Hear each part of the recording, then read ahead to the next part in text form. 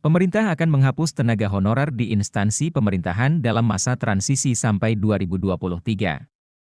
Menteri Pendayagunaan Aparatur Negara dan Reformasi Birokrasi Cahyokumolo mengatakan, status pegawai pemerintah hanya ada dua pada 2023, yaitu pegawai negeri sipil, PNS, dan pegawai pemerintah dengan perjanjian kerja, PPPK.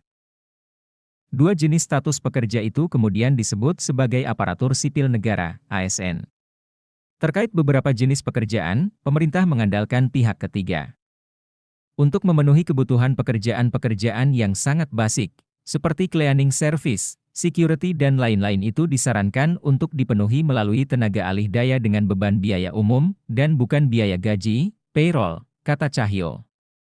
Pada tahun ini, pemerintah mengutamakan rekrutmen PPPK untuk memenuhi kebutuhan ASN di sektor pendidikan dan kesehatan. Lalu juga mengaji secara komprehensif dampak dari sistem pemerintah berbasis elektronik, SPB, yang akan diterapkan di seluruh instansi pemerintah. Cahyo juga memaparkan bahwa rekrutmen pegawai honorer ini sudah dilarang dan diatur dalam Pasal 8 Peraturan Pemerintah, PP, Nomor 48 Tahun 2005 tentang pengangkatan tenaga honorer. Menjadi calon pegawai negeri sipil secara jelas telah dilarang untuk merekrut tenaga honorer. Hal ini juga termaktub dalam Pasal 96 PP Nomor 49 Tahun 2018 tentang manajemen PPPK, pegawai pemerintah dengan perjanjian kerja. 1. Tenaga honorer berusia maksimal 46 tahun dan mempunyai masa kerja 20 tahun atau lebih secara terus-menerus. 2. Tenaga honorer berusia maksimal 46 tahun dan mempunyai masa kerja 10 hingga 20 secara terus-menerus.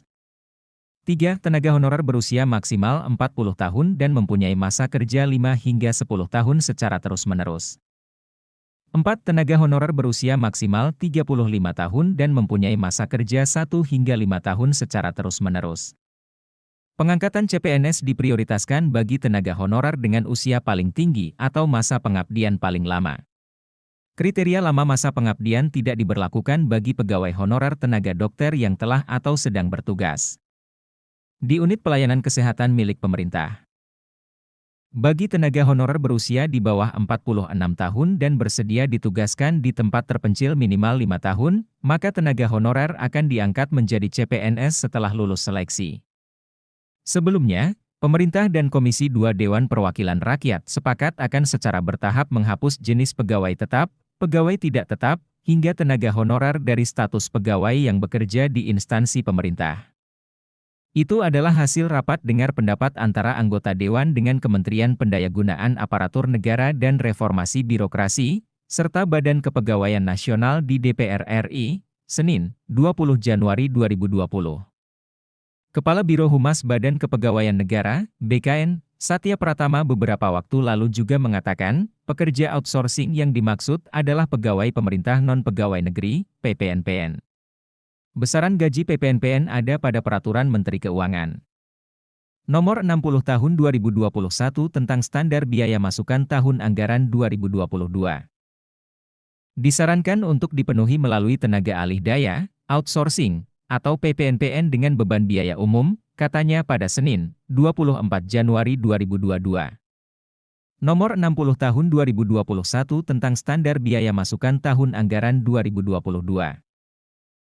Disarankan untuk dipenuhi melalui tenaga alih daya, outsourcing, atau PPNPN dengan beban biaya umum, katanya pada Senin, 24 Januari 2022. Terima kasih telah menonton video ini. Sampai jumpa di info guru berikutnya. Jangan lupa di subscribe channel ini untuk mendapatkan informasi terpercaya dan terupdate berikutnya.